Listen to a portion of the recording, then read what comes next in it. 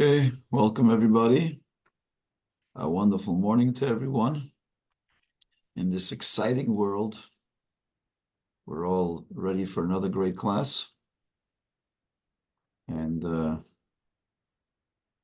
we are ready to read about some of the greatest mitzvahs of the Torah, which we've been reading about. The mitzvahs which you only receive a small portion of the reward in this world, but the main reward is left for the world to come because it's so powerful. So we're going to look at the Siddur page 9, I believe. And the next mitzvah on the big hit parade is the mitzvah of Hachnasas Orchim. Last week we discussed about the mitzvah of going to shul and about the importance of synagogue to Jewish life. We had quite a lengthy class on that. And the next mitzvah that comes up over here about the mitzvahs which we receive some reward in this world, but the main reward, that means the primary reward, is for the world to come. The next mitzvah we have is Hachnasat Orchim. V'Hachnasat Orchim. We all know that one of the great mitzvahs of the Torah is to invite guests to our home. We're just coming from Passover.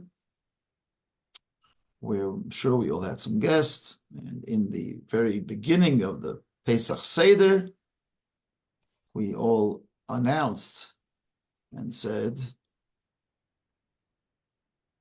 this is the poor man's bread, this is the bread of affliction, which our parents ate in the land of Egypt, referring to the matzah. And all those that are hungry may come and eat. All those who would like can come and participate in our Pesach meal.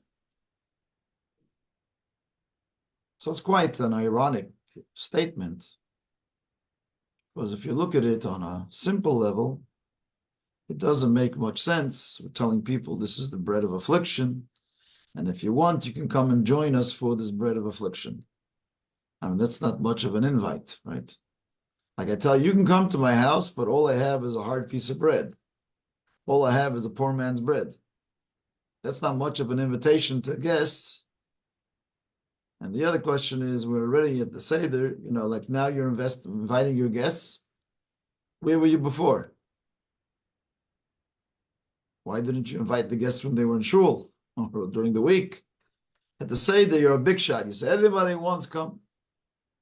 Right, so that's a little bit, gives you a little insight into the Hachnasas Orchim of the Jewish people. That, not always did we live in the good land. Not always did we have so much. But as Jews, even when we had a poor man's bread, even when we had a little of nothing, we shared it with everybody else, which is an incredible thing. And then truly we become free people, we become redeemed people. We become next year in Jerusalem people. Because even though we don't have something, if you have a little bit and you share that little bit with others, Hashem says, wow, that's incredible. When you have a lot and you share, that's nice. But when you have nothing and you share that nothing with everybody else, even as mentioned about the camps, the Jews in the camps, they shared with a little bit with everybody. There's a famous survivor. His name is Primo Levi. He was one of the famous survivors of the Holocaust, and he wrote books. So Primo Levi writes that when he was in the camps, and he was, I think, in Auschwitz, and Auschwitz was redeemed by the Russians. They redeemed the people. So what happened was, we all know, a week or two before, when the Nazis saw the writing on the wall, so they gathered together all the strong people, what they considered the healthy people in Auschwitz, and they took them on the March of the Death March. It's actually right around now, because they have the March of the Living is taking place right now at this very moment that's going on right now. March of the Living, it was like sort of the answer for the famous march that they march from Auschwitz and they go to Israel. So that trip is takeoff on the death march. We all know the death march. They took all the people in Auschwitz who were able-bodied still, and they took them for this walk in the cold. And they walked with them for hundreds of miles. And anyone fell out of line or fell down because they had no strength, the Nazis would finish them off. So many, many stories of the death march. The survivors have stories of how they survived the death march.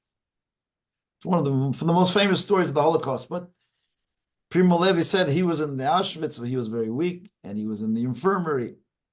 So they just left behind the people that were in the infirmary, people that were dying, people who were sick, let them die themselves, and left them behind. So he remembers how he felt that there was no hope. It was very eerie, he says. When the Nazis left, it was even worse because now they had no idea. They were sick. They couldn't move. They were stuck in the camp, and they thought maybe this was a plot that they're not, because they didn't trust the Nazis that they were going to blow them up in a minute. Nothing was happening. So they really as sick as they were before, they felt even more sick when the Nazis left them, and they didn't even have anything at all when they left them. But he says the Russians came a few weeks later, but before the Russians came, a day or two before the Russians came, he says he started to feel redemption. When did he feel redeemed? As Mr. Levy says, he says when a friend of his came over to him and said, Primo, I have for you a piece of my bread. And he shared with him a half a piece of the little bread that he had. He said when he saw somebody sharing their bread, he says he knew something good was coming. Because, during the actual time that they were in the camp, no one would share because nobody knew what was happening. So everybody kept the bread for themselves. When he saw somebody sharing their bread with them, a little piece of bread, he said that was redemption. He says, and that explains the Haggadah. This is the poor man's bread. This is the bread of affliction. But if you take the bread of affliction, you share it with somebody else, then it's no more bread of affliction. That's the bread of redemption. Then you transform the bread of slavery into the bread of freedom. You change the poor man's bread to the rich man's bread. Right? It's a beautiful, beautiful story that is told. And so this is what Hachnosas Archim was like by the Jewish people. That even when we're at the Seder, and all we have is a little piece of matzah, we say, we come to the Seder, we see all we have is one little piece of matzah. We open the door, we ask any other poor people here, come on inside and join us. That was the beauty. That's the beauty of the Jewish people, and the beauty of our observance of the mitzvah of Achnasat Orchim, of bringing in guests. Achnasat Orchim, as we know, is one of the greatest mitzvahs of the Torah. That the Torah says that it is even greater than receiving God. Wow. That the mitzvah of receiving guests is even greater than receiving God, which is a powerful, powerful idea, powerful, extreme statement. And the Talmud says, where do we know this from? We know this from Abraham. Because we see at the beginning of the fourth parsha of the Torah, is Parshas Vayera, it says God appears to Abraham.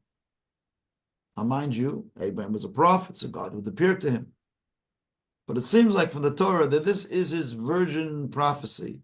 First time that God appears to him. So it must have been something really overwhelming. It was just after Abraham had his bris, and he fulfilled his word, he fulfilled command of God to a certain. But then he had the first time the Torah says, Vayera, God revealed himself to Abraham. There was some revelations in the previous parsha, but this is the name of the parsha is Vayera, mega revelation. It wasn't like I said before, the virgin revelation, but this was the major revelation of God to Abraham. So he appears to him in an unprecedented manner. And what does the Torah tell us?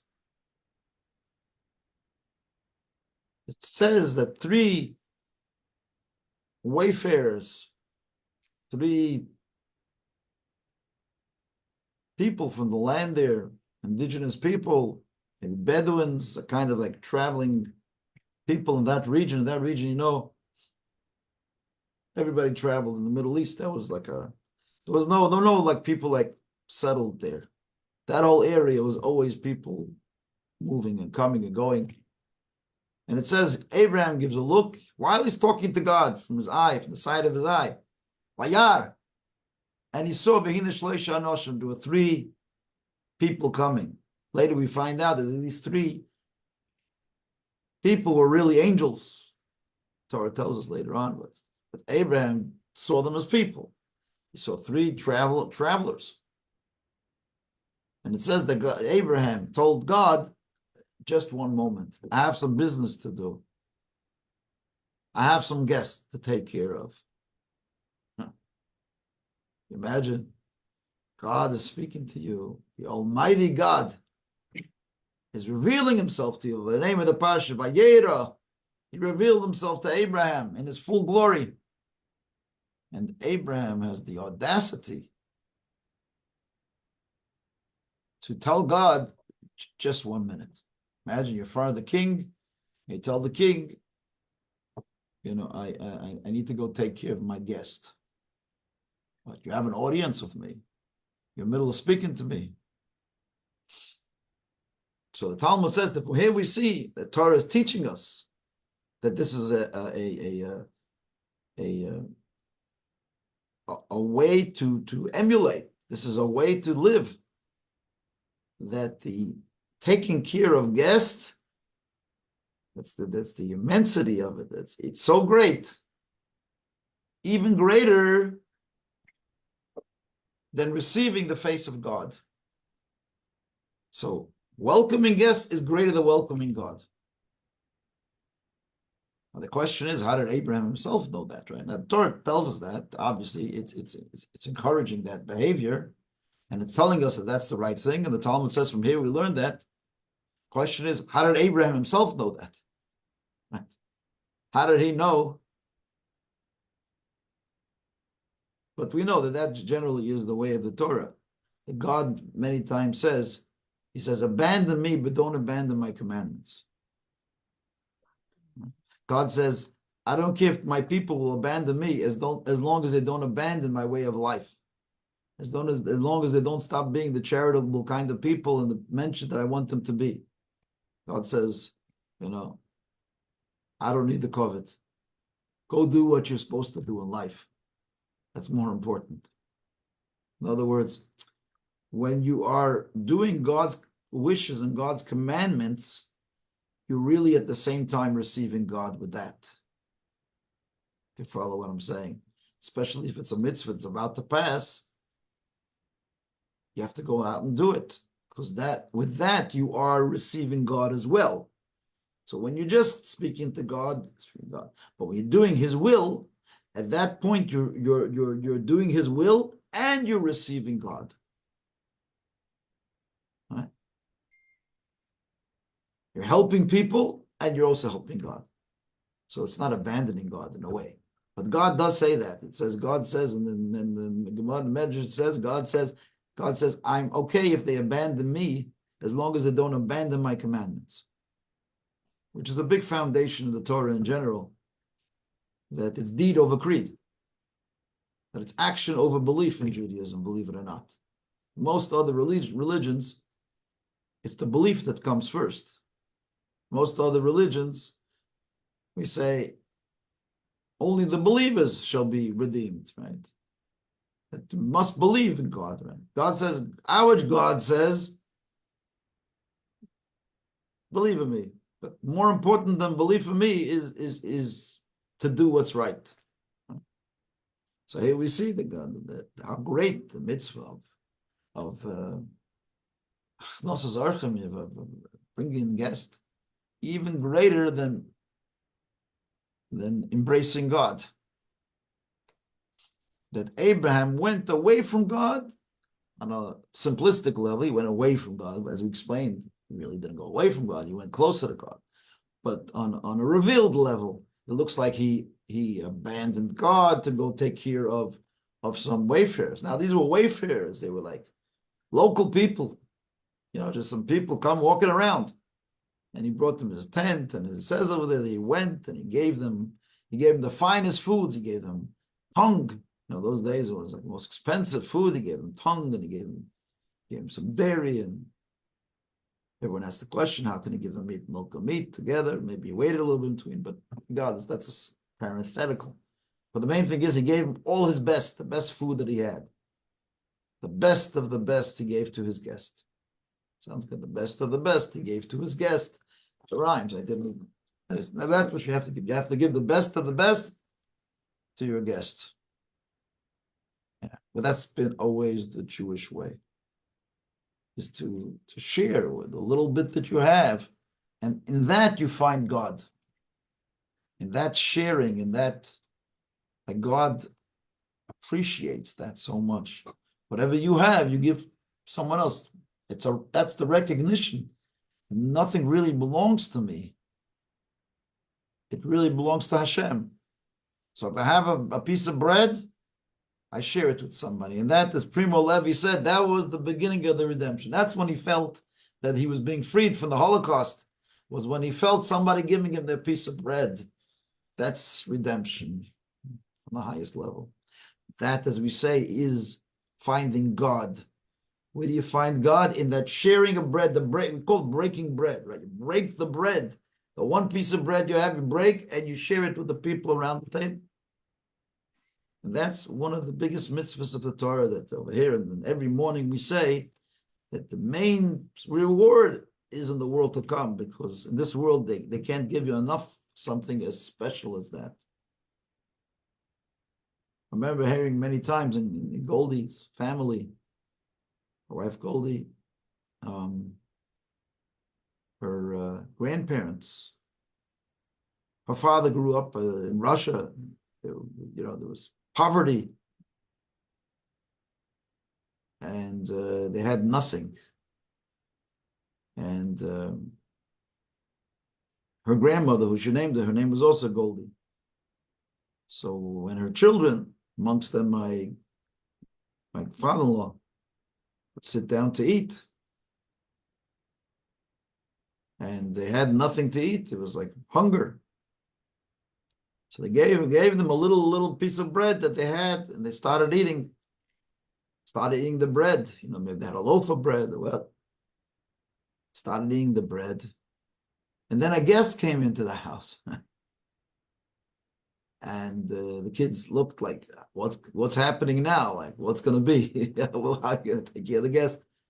So the mother says, okay, kinderlach, we finished lunch. Now Mr. Finkelstein is going to have his meal. Hey, kids, you can go to play now. Kids had barely eaten anything. They just put a morsel of something in their mouth. And she told them, okay, kids, okay, everybody go out. Mr. Finkelstein is going to have his lunch. That's achdasas orchim. Times of total poverty, she was prepared even to teach her kids that you have a little piece of bread, you share it. Even though I'm sure the kids didn't leave that meal completely full, right? Probably they had just a little bit. But a guest came in, everybody knows, and this was ingrained in us, ingrained in our psyche, and ingrained in our blood, that you have to always have guests, and you always have to give the guest the best. Yeah. You give the guest the best that you have in the house, you put it out, and you always go to Jewish homes There's always, when you have guests, you put out the best possible spread. Always going beyond the letter of the law. So this is what Goldie grew up. This is what we all grew up in our old families, and this is what Chabad houses around the world. They do that. I think the Rebbe sent out all the shlichim around the world to all the places and the campuses and far-flung corners of the earth. Nobody knew that campuses would become such a center for anti-Semitism. And the Rebbe sent them out, but all the shluchim that are there, in all these campuses, the kids grow up seeing their own kids of the rabbis. They grow up seeing how every Shabbos there's hundreds of guests at the house. They bring in the 100 students, and everybody eats together. In other words, whatever we have, we share with everybody else. That's what Chabad has become famous around the world. If people are traveling or whatever, they know they call the Chabad house and they're right, we have a place to stay. To the extent that this thing sometimes even backfires. Shlichim in Mumbai, famous story a number of years ago. Yeah. They invited guests. So the guests looked a little Middle Eastern, but they thought they were Jewish people, and they brought them in, and they gave them a place to stay. And then these same guests that they brought into the house, they mapped out the house, like these terrorists have a tendency of doing, like they did on 10/7 in Israel. You bring them into your house, and you're nice to them, and they go around and they map out the place, and then they come back and they murder you. So Rabbi Gabi and Rivke Holzberg gave the ultimate sacrifice for Achnosas Orchim. And I'm sure, as we say over here, the great reward is in the world to come. But that's sort of an extreme case where sometimes, what is trusting people and bringing people into your house, sometimes there's a price we pay. In the early years, I remember when we first started, we brought in anyone. That's anybody that needs something to eat, we brought them into the house, And after the years, you're a little bit more careful, because especially today, you don't know who or what's coming in, so we try to screen the people now. But all of this sort of situation happened because we are. This is the Jewish way, right? So we still continue to invite guests, and we're not going to allow people to make us stop doing something which is so precious to us. So we do so with some basic screening, but the policy is still open door policy. We bring in all the students, we bring in all the people, and we share the piece of bread that we have, which this is the mitzvah of Achnosas Orchim.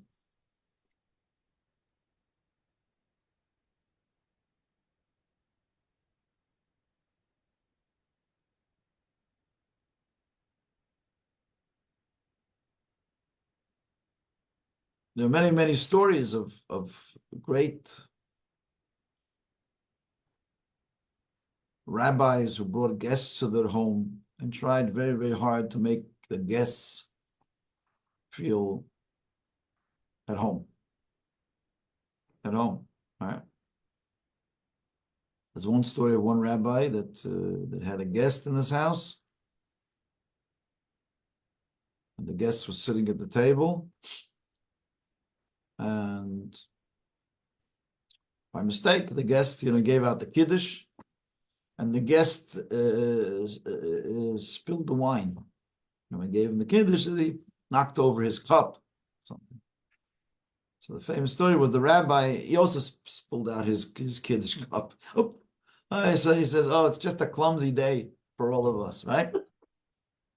So the rabbi didn't want to make the fellow that spilled the wine on the table feel bad. So he did the same thing just to make him feel okay. Another story was once there was a poor man that came into the rabbi's house and didn't want to come into the house. And he says, because I have muddy shoes and I don't want to ruin your carpet, this and that. The rabbi says, I'll tell you a story. There was once a man up in the heavens. He came to the heavens and he was about to be sent to hell because he didn't do too many good things. And when the angel came in, there was a scale with the good and the bad deeds. And the angel came in with a big truckload of all the mud that were brought in by all the guests that came into his house, and he put it onto the scale. And that tipped the scale and sent off the guy to heaven. The rabbi said, don't worry about the mud on your feet. That's what's going to give me the portion of the world to come. This is what he says over here. The main reward for that is the world to come. We take the mud with us of our guests that come. Now, guests could be sometimes nudniks, Some guests. Now, most of you not. I had you in my house. I'm not talking about you. But every once in a while, you get a guest that's a nudnik. And that's the bigger mitzvah, That's the bigger mitzvah. And the bigger the nudnik, the bigger the mitzvah. Right?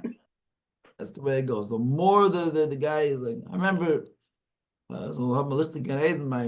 in-laws used to have a fellow used to come, an old Holocaust survivor used to come.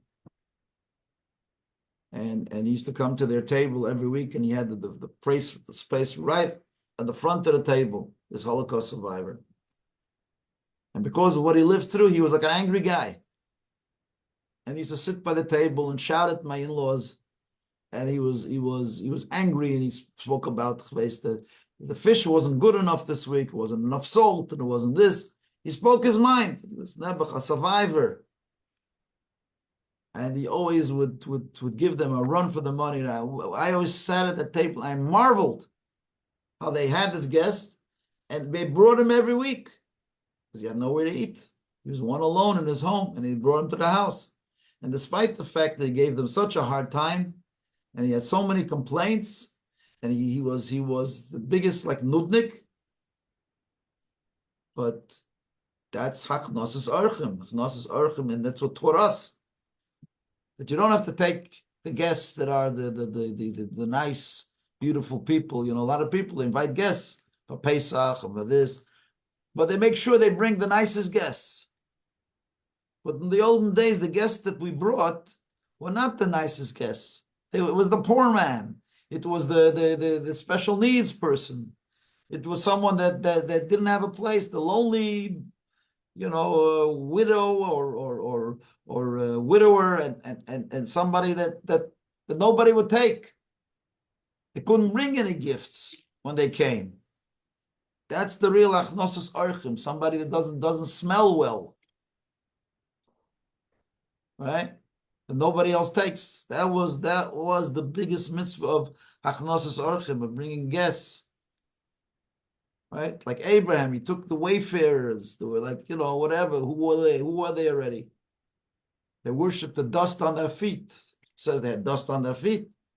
They were not. There was not like big politicians or big, big people that we can get favors from, or other nice guests that we could have good conversation with. Today I find that's, they leave those people for the rabbi, but the people, when they invite guests, they're looking for guests who meet their criteria of a good guest.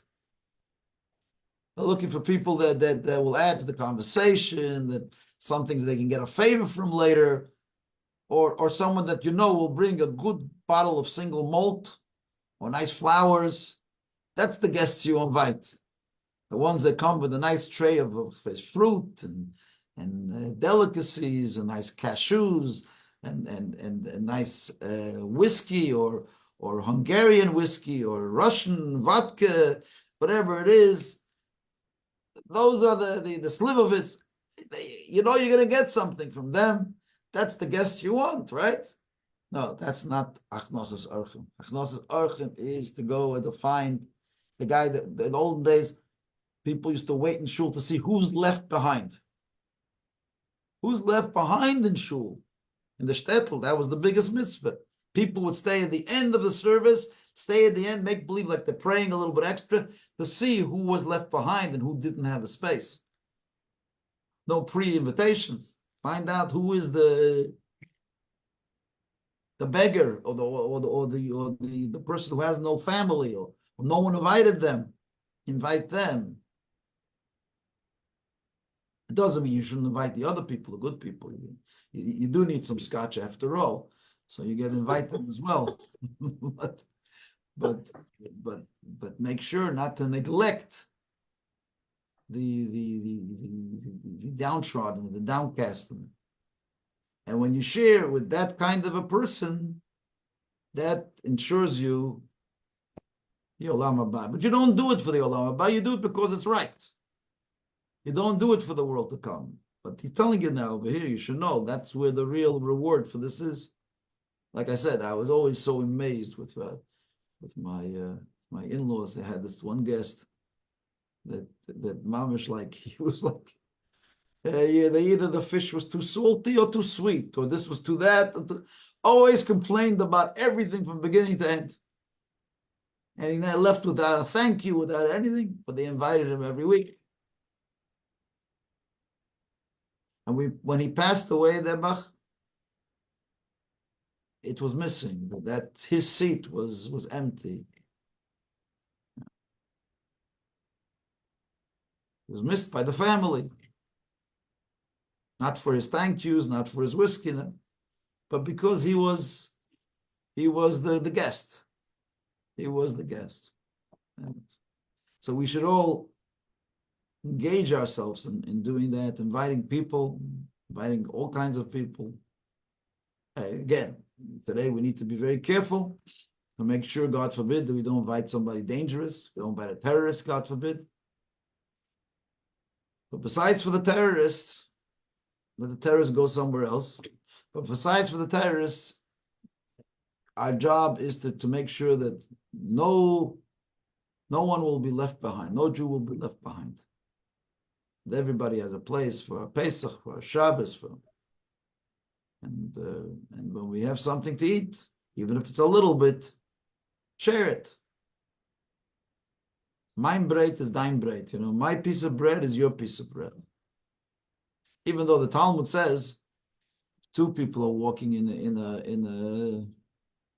a wilderness, in a desert, they only have one cup of water. So there's a whole debate in the Talmud. Should you split the cup of water? It's only enough for one to live with it.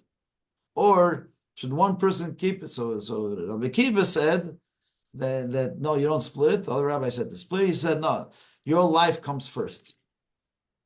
So save your life. If you know that two people can't survive on the one thing, so at least one person will live. So we say the person that has the jug of water should keep the jug of water. So there's a whole debate about it in the Talmud, about, that your life comes first. I understand. Your life comes first. But you can learn from Goldie's grandmother, her life came first, and the children's life came first. They had a little bit to eat. She sent them out and gave it to the poor man. So yes, if it's life and death, the Jewish way has always been that you have to save yourself first. Maybe save your children first before the stranger. But nonetheless, the stranger is way up there. And we bring the stranger in, we embrace them, and we share with them the little bit that we have. Okay, that's the end of the class. And through that, mention will merit the coming of Mashiach. That Cain may remain Amen. Anyone have any questions? Anyone? No, but thank you. Beautiful seer. I love it. Thank you. Thank you very much. Shabbat shalom to everybody. Shabbat shalom. Thank you all for joining. We'll see you at Mitzvah next week. Thank you, Rabbi. Peace in Israel, and peace in America, and peace in Canada, and all the Amen. campuses. Amen. And to end all the anti-Semitism, and the hostages should come back home, and all the Amen. Amen. Amen. the cut of Mamish. Thank you. Thank you. Amen. Thank you.